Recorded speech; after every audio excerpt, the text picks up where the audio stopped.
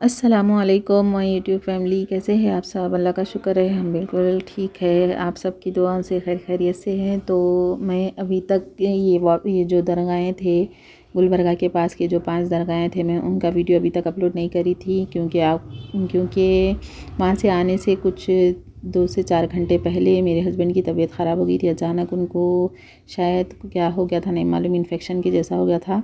तो इसीलिए मैं वीडियोस अपलोड नहीं करी थी। तो आज अल्हम्दुलिल्लाह उनकी तबीयत ठीक है, तो मैं भी ये वीडियो अपलोड कर रही हूँ।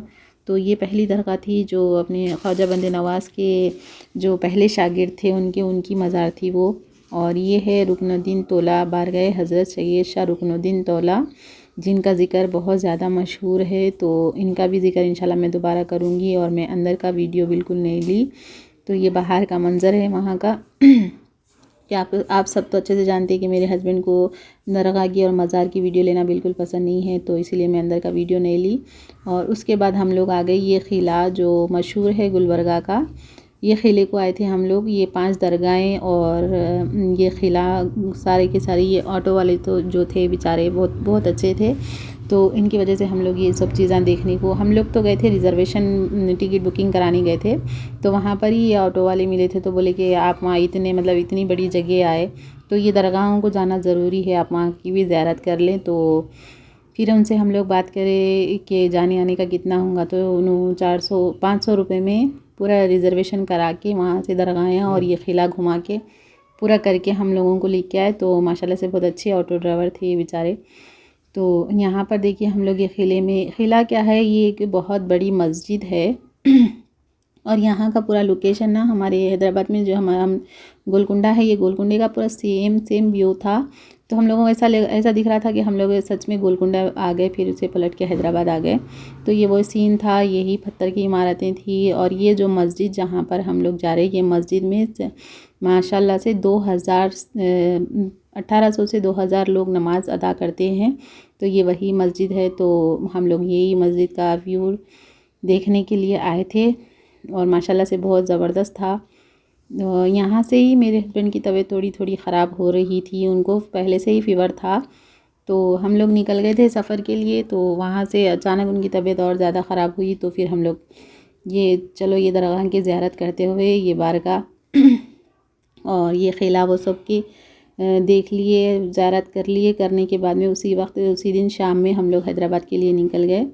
तो अल्लाह के करम से वहाँ से तो खैर खैरियत से सही सलामत उनकी नाम से गए थे हम लोग, तो अच्छे से वापस घर को आ गए, ऐसा कुछ नहीं हुआ। तो अभी कुछ लोगों का बोलना है, कुछ लोग ऐसा बोलते हैं कि भाई दरगाह में गए या कुछ गलती करे होंगे इसीलिए ऐसा हुआ। ऐसा कुछ भी नहीं है, अल्लाह का शुक्र है। हम लोग अगर वैसा कुछ गलती होती या कुछ होता तो हम लोगों के साथ कोई हादसा होता या कुछ बुरा होता। लेकिन मेरा ये सोचना है कि मेरे हस्बैंड की जो तबीयत ख़राब हुई, जो उनकी तबीयत थी इतने महीनों से इतने दिनों से, मतलब शायद मेरे ख़्याल से 3 से 4 साल से उनकी जो तकलीफ़ थी वो एक ही दम से ऊपर उभर के वो मतलब जो दरगाह की ज़ियारत कराए हम लोग, उनके जो पोतरे परपोतरे हैं उनके पास का जो संदल का पानी पिए, उसके बाद से उनकी तबीयत माशाल्लाह से संभल गई।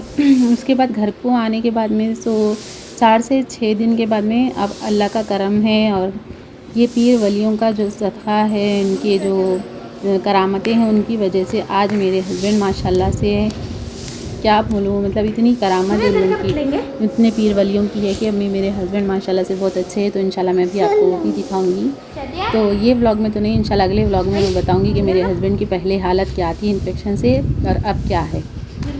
तो मैं यही मानती हूँ कि कहीं मतलब कोई इंसान अपने दिल से जाता है, ज़ियारत करता है, तो मतलब ये लोग जो ऐसे रहते हैं ना, जो ज़बान का खर्चा करते कि भाई वहाँ गए थे तुम ऐसा कुछ करे होंगे, वेद भी करे होंगे, ऐसा करे होंगे।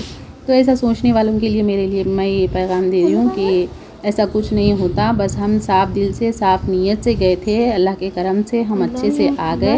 अगर कुछ गलत करते तो हमारे साथ कुछ गलत होता, लेकिन वहाँ से आने के बाद में अच्छा ही हुआ हमारा। माशाल्लाह से मेरे हस्बैंड की तबीयत इतनी ख़राब थी, लेकिन कभी कोई मुसीबत कोई परेशानी नहीं आई। अल्लाह के करम से उनका इलाज अच्छे से हो गया, अच्छे से ट्रीटमेंट हुआ, आराम से है। उन्होंने जितनी उनके जिस्म में बेचैनी तकलीफ़ और वो जो चीज़ें थे ना, वो सब का सब ख़त्म हो गया। चलो, और उसके बाद देखिए हम लोग ये चलता रहता, फैमिली मैटर ये चलते रहता।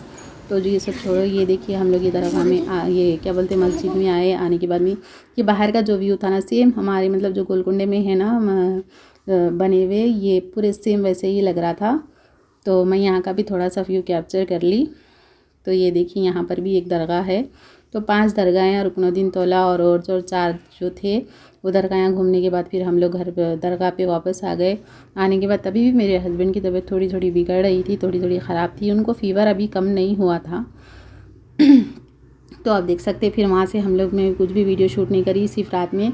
फिर मेरे हस्बैंड को थोड़ी सी भूख लग रही थी, तो रात में मैं, मेरा और बेटा दोनों मिलके थोड़ा टहलने बाहर निकले थे। तो वैसे उनको कुछ खाने के लिए लेने के वास्ते बाहर निकले थे हम लोग। तो मैं दुकान के पास तो शूट नहीं करी। ये उससे पहले का है, मैं जब बाहर निकल रही थी तो तब यहाँ पर छठी जो ख्वाजा गरीब नवाज़ की छठी थी, यहाँ पर भी छठी मना रहे थे। यहाँ पर भी मतलब लोग कर रहे थे ख्वाजा बंदे नवाज़ के पास भी, तो वही सीन था। तो जो मैं ये शूट कर ली थी, यहाँ बहुत सारे लोग आए थे जो दूर दूर से भी आए हुए थे हमारी तरह। और हम लोगों को इतनी बड़ी चीज़ नसीब हुई, मैं अल्लाह का करम कर मानती हूँ। उनकी जो ख्वाजा बंदे नवाज़ की जो करामत है वो मानती हूँ कि हम लोगों को छठी के दिन नसीब हुआ यहाँ का। क्योंकि लोग सोचते हैं कि हम जाएंगे जाएंगे लेकिन हो नहीं सकता। लेकिन हमारे साथ इतना अचानक ऐसी चीज़ें हो गई कि अल्लाह का करम है, हम लोगों को ये छठी शरीफ भी नसीब हुई। तो ये देखिए, इसके बाद मैं यहाँ पर निकली मेरे हस्बैंड के लिए कुछ खाने के लेने के लिए निकली थी। तो टहलते टहलते तो फिर मैं भी ये सीन इतना खूबसूरत दिखा तो मैं कैप्चर कर ली। तो यहाँ पर तो मेरी नज़र से तो ऐसा कुछ गलती, कुछ ऐसा कुछ नहीं हुआ। जब हम लोगों को जो इबादत करना था, जो दिलावत करना था, अल्लाह के करम से ख्वाजा गरीब नवाज़ बंदे नवाज़ अल्लाह के रसूल के बाद हम अच्छे से सब चीज़ करें। लेकिन दुनिया के लोगों को ना इंसान की ज़िंदगी में कुछ अच्छा हुआ तब भी लोग बोलते हैं, बुरा हुआ तो भी बोलते हैं। तो छोड़ो बुरा बोलने वालों को। अगर मेरा वीडियो आपको अच्छा लगा तो मेरे चैनल को सब्सक्राइब करें, लाइक करें, शेयर करें, कमेंट्स करें। और आगे मेरे जो हस्बैंड की तबीयत तो ख़राब है, उसका भी व्लॉग अगर आपको देखना है तो मेरे चैनल को पूरा वॉच करें। चलिए आज के लिए अल्लाह हाफिज़।